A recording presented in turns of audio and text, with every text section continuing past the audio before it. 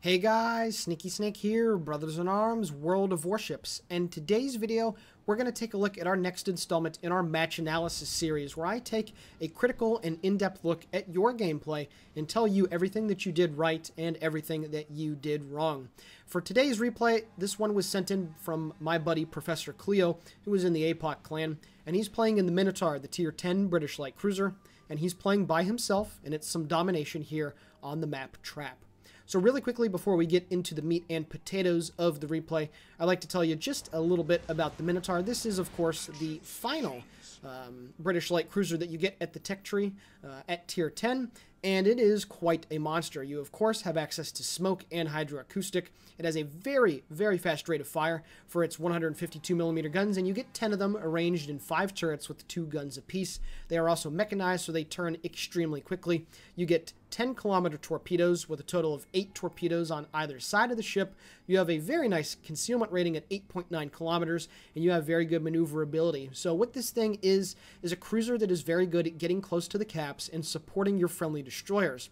However, what Professor Cleo is going to do in this game is something that is a very bold and a very risky play, but it ends up paying off for him. And don't get me wrong here. This is a play rushing the midsection of B on Trap. It is something that is very difficult to do properly. And there's going to be plenty of mistakes that Professor Cleo makes, but there's also plenty of things to be learned about his positioning and little minute details that, you know, an average Joe or, you know, just a casual player might not think about. Now, of course, if you are said player, then this replay is probably not going to be for you. But if you're somebody that wants to really evaluate your own replays and try to really get better at the game, then I hope that this will be able to do that for you. Now, you can see he's going right in all by himself. Some of his team is heading down south to the A objective, and some of his team is heading up north to the C objective. Now, there is an enemy ship already on the B cap, but at this point, Professor Cleo is committed. If there were enemy ships heading down to the A objective, as he does get spotted, they would probably be in F2 and G2 right now, making their way down south. Now, you can see a Hindenburg is also moving up to the corner. So he's making the prudent play right here, and he's trying to put that big island that's right in front of him in between him and the other side of the cap. And you can see that at F4, that is where enemy ships like to come into the B cap right at the beginning of the game. It's a very popular thing for destroyers to do, to try to rush in here as well. And if you do have hydroacoustic, like German destroyers do, that stretch out for quite a few kilometers out into the sea, then you're able to form more or less a picket at the middle part of the map and be a pivot point for your team to maneuver around. So with that being said, and with 1738 left in the gameplay, we're going to pause and take a look at the minimap. So taking a look here at the minimap, you can see that an enemy gearing has made his way into the B cap. Now, Professor Cleo does have his hydroacoustic activated, so that is the reason why that American destroyer is spotted. You can see thus far only 4 enemy ships have been detected, and all of them are moving to the north or to the northeast. So what that means is that it appears, based off the information that we have, that the enemy team is making a hard push for the C objective. Now, his team does have a few ships up in and around the vicinity of C. There's a Shimakaze, there's a New Orleans, there's a Zhao Yamato, and then some other ship that is obscured by the lettering. But you can clearly see that the enemy team is going to be able to overpower the C objective, simply because no enemy ships have been spotted in F2 and G2. Now, one quick thing about rushing the B cap here, even if you are in a destroyer, you are very susceptible to taking long-range pot shots from enemy ships that are making their way down south towards the A objective. It is something that happens a lot in competitive play on this map, and you shouldn't discount it in random battles. A good player will look to try to get shots, and you can see on screen when we come back, the left side of the island that Cleo is facing is actually not that tall. There is the tallest bit about a third of the way to the left on the screen, again, when we come back to the gameplay. But the corner of the island is actually very low lying. So even at ranges of 12, 13 kilometers, you can still toss shells over the very edge of the corner of the island, and you'll be able to hit. That would be at the southern end of F5. So it's not as effective as one might think. So positioning in this spot at the very beginning of the game is very tricky. You really do have to pay attention and see which direction the enemy ships are going. But so far, it is actually looking pretty good for him. And with that being said, we're going to get back to the gameplay. Alright, so we got 1733. You can see the gearing is still inside of the B cap, and he's coming to a stop. Now, Professor Cleo still has a minute and 25 seconds left on his hydroacoustic. However, you can see his priority target is indicating that there are now 5 enemy ships aiming at him, so what he needs to do is move forward and get to the southern end of the island. Now, also a sneaky Zhao managed to move his way into the B cap. Now, while you might be thinking that Cleo is in a bit of trouble, what he's actually doing is providing some very good information for his friendly team. You can see some shells that flew in there and tried to hit the Zhao. And you can also see a few more enemy ships have been spotted to the north. And you can also see some torpedoes that were dropped by the gearing down towards the A objective are heading that way.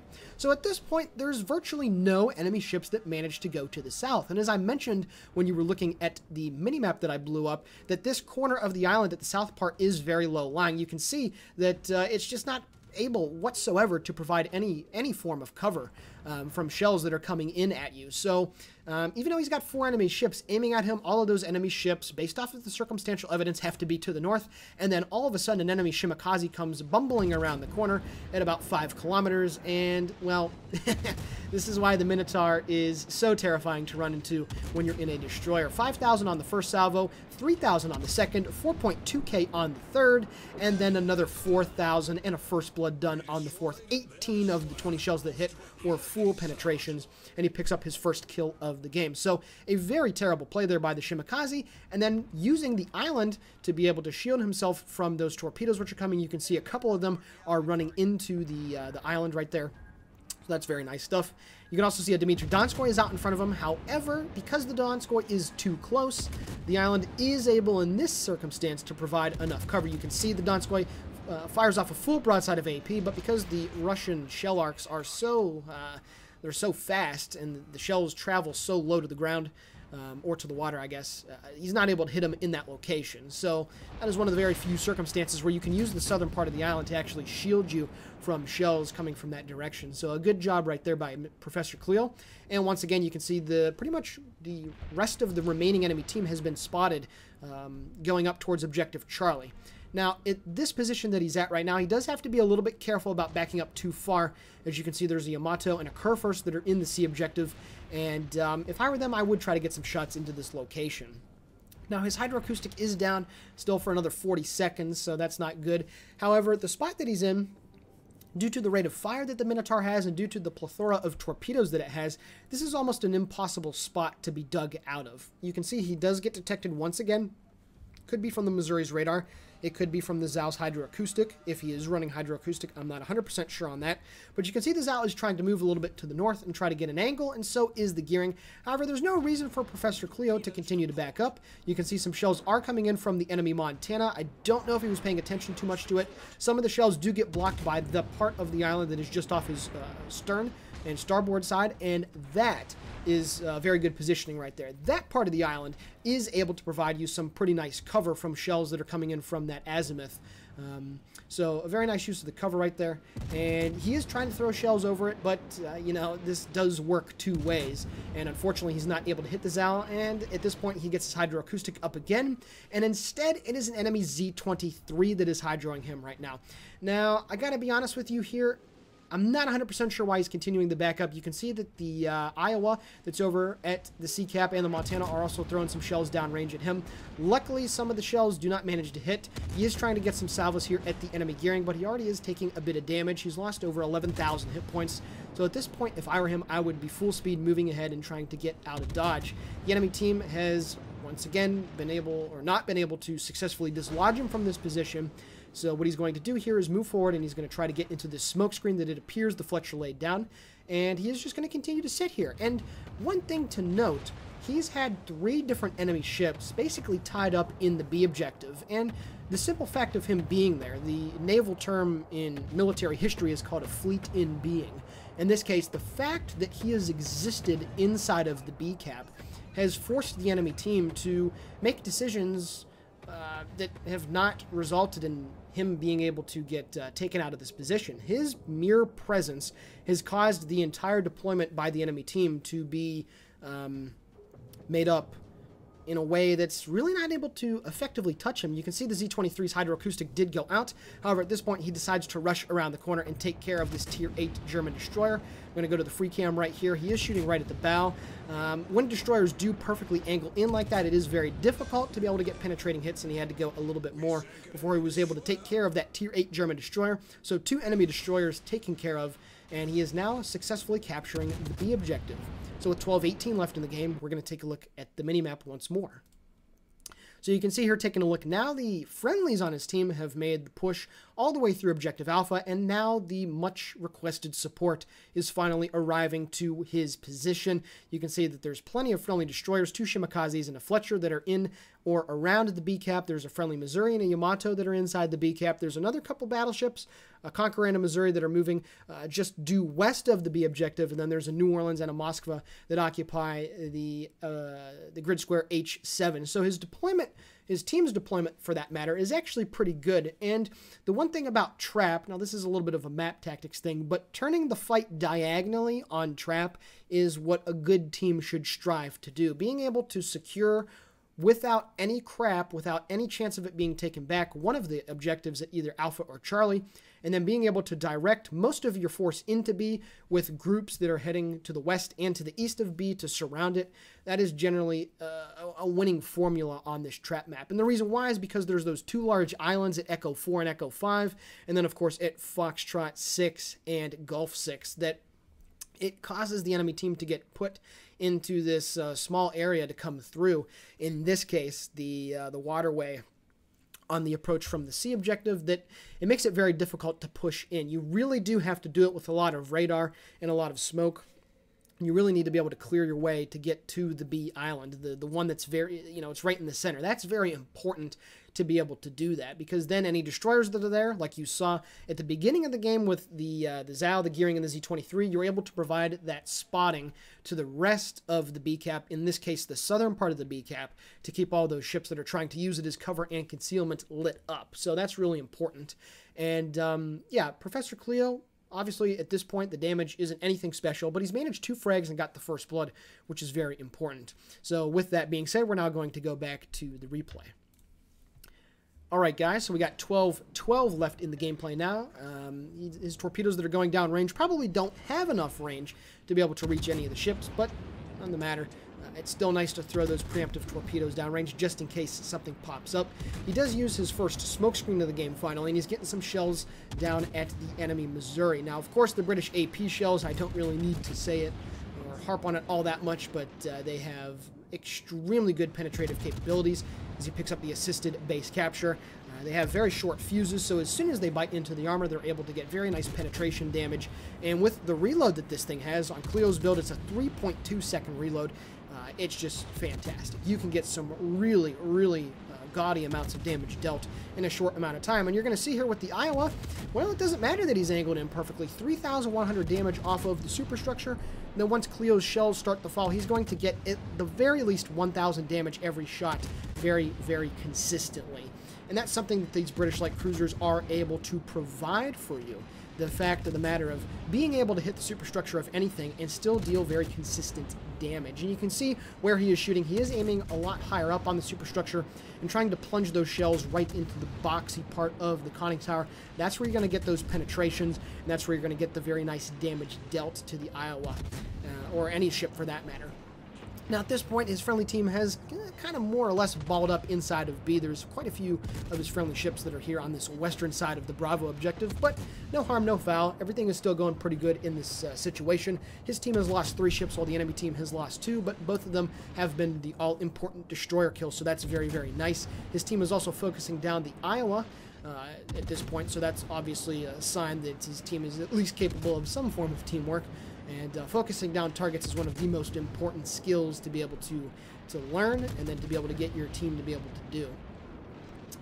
The positioning for Cleo right now is still pretty good. There's really nothing to worry about. All of the enemy destroyers have been pushed out of the B objective, so he really doesn't have to worry about close-range torpedo strikes whatsoever. And at this point, he can just sit here in the smoke and utilize his guns with a really quick rate of fire to deal lots of damage. Now, notice something else. He's put that island that is to his right side off of his right side. So if enemy ships that were just on the fringes of B tried to shoot at him, they would not be able to lob the shells over the corner of the island. Now, like I said, that this is a somewhat low-lying corner when you're getting shot at from F2 and G2. However, when the enemy team is going to the C objective and you're able to get to the south side of the island on B, then it makes it an almost impregnable fortress. Even that Yamato at 18.5 kilometers would not be able to lob shells over the lower part of the island here and be able to hit him. There's just no way. The Yamato's guns have too much shell velocity to allow for that, and even a Montana would not be able to get those shells over this part of the island. Now, of course,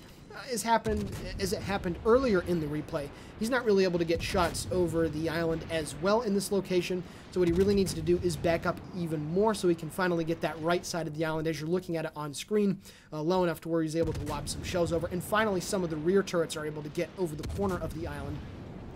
But again, no harm, no foul. Everything is still going pretty good for him, and the enemy team really hasn't made it a concerted effort to push into B. And like I mentioned earlier, you need a lot of radar and you need a lot of smoke to be able to do it.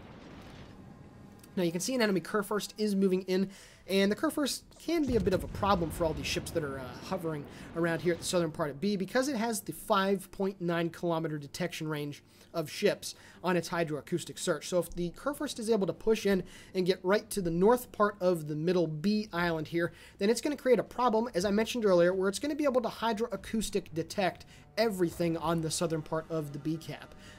So that's not a good thing at the end of the day. You can also see a Dmitry Donskoy is at 10 kilometers. Now, in the position that he's at right now, I don't know. I don't think the Donskoy would be able to get some shells over the left corner of the island right here. However, he has drifted a bit further out than I would typically, or prefer, I should say. And you can see the Missouri in front of him does get taken care of by the enemy Montana, and he does finally get detected here by some sort. It looks like the hydroacoustic maybe from the Kurfürst. He was 5.9 kilometers away, but for some reason he had to turn away. I'm not sure if it was from friendly torpedoes or what have you, but he has taken quite a bit of damage. So at this point he's undetected once again, and this is where the Minotaur is so damn terrifying. When it's able to shoot non-stop, or at the very least shoot pretty consistently, and just rail in the damage. You can see the Missouri is angled in very nicely, but as I mentioned before, it does not matter. The damage is going to be consistent if you hit the superstructure area, and it will result in penetrations, and that's obviously very nice stuff. Now, of course, you can see another enemy ship is moving into the objective. It looks like the enemy Iowa that's off to his starboard side. However, focusing this target down, the Missouri. It's a very nice play that he's making. And even though his team is down by a factor of 2-to-1 in terms of ships, because Professor Cleo is here, it's just going to make the push in here so much more difficult, because eventually the enemy team is going to have to deal with him. Now, if I were the enemy team, what I would do, if I was in a ship that, you know, had good performing guns like the Dmitry Donskoy, I would try to take it out really wide to the eastern side of the map and try to get down to, say, G7, G8, maybe moving down into H8, because there's only one friendly ship on his team that is down there to protect, and it's the Moskva, who is actually moving away. And for some reason, the enemy team is making a very bad decision where they're trying to attack through the B objective piecemeal. You saw the Kurfürst got killed off.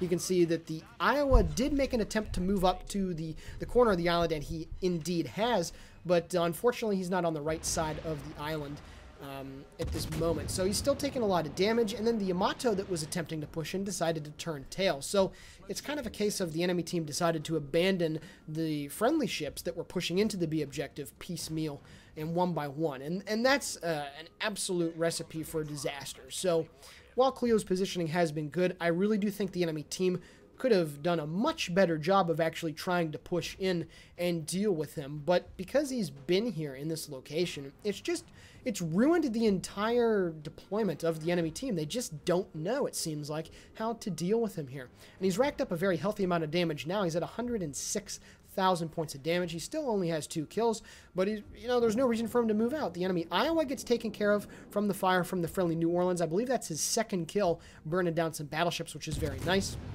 Now Cleo's going to move forward here and get a couple of cheeky salvos out at the Hindenburg before he does go undetected. So very nice job right there of utilizing the great concealment that the ship has. Gets 5 penetrating hits and does almost 7,000 damage on that last salvo, and then about another 3,000 right there. So 9k damage dealt with just 2 salvos that hit the Hindenburg.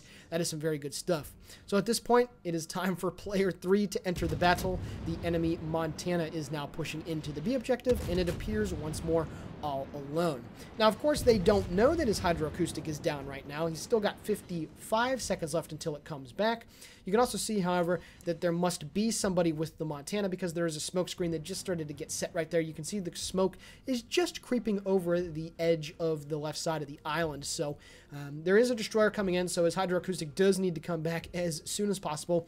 However, finally, one of the enemy ships is actually making a good play here. That enemy Yamato is trying to push around to the western side and get some shots here. Now you can see that Cleo is kind of in a yo-yo situation right here. Because the Yamato is moving out to his west side, what he has to do is back up and put himself on the very southern tip of the island so he can protect himself from shots from the Montana and shots from the Yamato. However, if there was an enemy ship that is directly off his stern, say in grid square F7, or if there was an enemy ship or ships that tried to move down to the southeast, as I mentioned earlier, you know, they'd be able to get good shots in them, and you can't angle from everything, and that's the thing. When you want to dig somebody out, you really do have to take it wide. You can't just bully your way in there. It's very difficult to do. You got to take it wide, but Cleo is taking advantage of it. Now, one really big mistake that I don't agree with right here, he is detected. He strayed within detection range of the enemy Yamato, who is about 8.9 kilometers away. However, he doesn't get undetected for another couple of seconds, and he is very lucky that that Yamato did not have his guns reloaded and ready to go. I do not agree with him getting spotted right there unnecessarily, for even if it was just for a few seconds. If that Yamato had his guns ready to go, well, Cleo could be sitting here sinking to the bottom of the sea. Of course, the Minotaur is unable to stop Yamato shells from any angle, whatsoever. So at this point, he used his last smoke screen, and he gets his hydroacoustic up running once again. You can see the Montana and the Zhao are kind of chickening out, and then the gearing that's 4.6 kilometers away is still unsure of what to do. And at this point, the enemy team lost their ship advantage. The friendlies have lost 7 while they have lost 6. But that Montana doesn't have a lot of hit points to work with, and the rest of the ships are not battleships. So it's going to be hard to push in there and do something about it. You can also see the Montana is providing a pretty decent angle to Cleo here. So now he, of course, switches his fire over, and he's going to get some very nice shots right there as he picks up the Confederate, dealing 4,200 damage on the last salvo. And look at that, some very, very nice salvos going in at that guy. He is going to burn out here really shortly unless Cleo is able to snag the kill here. You can see the gearing has moved up to the north side of the island in B. And again, he's just doing nothing. The Donskoy and the Zhao appear to try to be helping, but because all the other enemy ships are running away, again, they're just not going to have enough firepower to be able to take care of business. The New Orleans manages to burn down his 3rd battleship of the game as he picked up It's Just a Flesh Wound, so that guy is going to get some props. A very nice game by him, I must say. His hydroacoustic is now up for Cleo for another 24 seconds. And I believe it's at this point that the enemy team finally realizes that the only way they're going to win this game is if Cleo kicks the bucket. There's actually 2 Zhaos that are moving in here. And look at all the enemy ships that are picked up on his hydroacoustic. But they're all too afraid to come around the corner. And I just don't understand why you all have to push as one if you want to try and do this. And this is just a play that I just don't know I really don't know what to say. Cleo launches his torpedoes. The low-lying part of the island is still tall enough to be able to, you know, keep the shells away that are trying to come in. And now as the Zhao sticks his nose just a little too far around the corner of the island, he immediately eats pens and citadels. Cleo picks up his 4th kill of the game. He's up to 151,000 points of damage. And you can see once again the Donskoy and the 2nd Zhao decided not to push around the corner. And then Solar James in the chat, Professor is soiling himself. Yes, sir, Bob.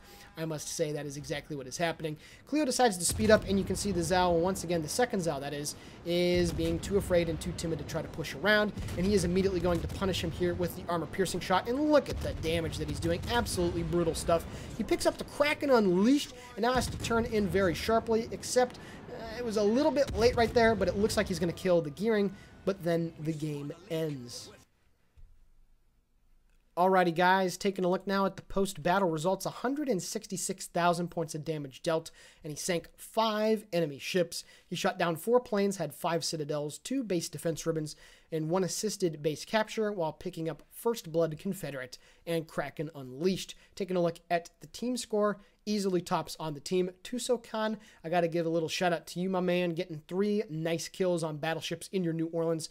A very nice game by him indeed. So, Cleo made a lot of right decisions. There were a couple decisions that I didn't particularly agree with. I think he could have used the island a little bit better, but I digress. The enemy team did not really shoot at him at all at the beginning of the game, which is a very silly mistake. There were a couple times where he could have been severely punished if a keen eye was given by an enemy battleship to try and lob some shells in there. But yeah, Cleo played a pretty good game, and you can see that providing the pivot point for his team in the B objective and being able to just sit there and deny the B cap and anything close to it to the enemy team was a very nice job that he made. And when he sent me the email, he said, you know, this isn't anything ridiculous, but it's a great game. And it's not anything ridiculous in terms of damage or kills, but I really think that the positioning was pretty good, and I hope that you'd be able to make something of it. So with that being said, I hope you guys enjoyed this replay as much as Cleo had playing it and as much as I had commentating on it. This is the Sneaky Snake for Brothers in Arms World of Warships signing off. Please consider giving the video a like, commenting on it, or possibly subscribing to the channel. All of it is very much appreciated. And with that being said, guys and gals, as always, have a great day.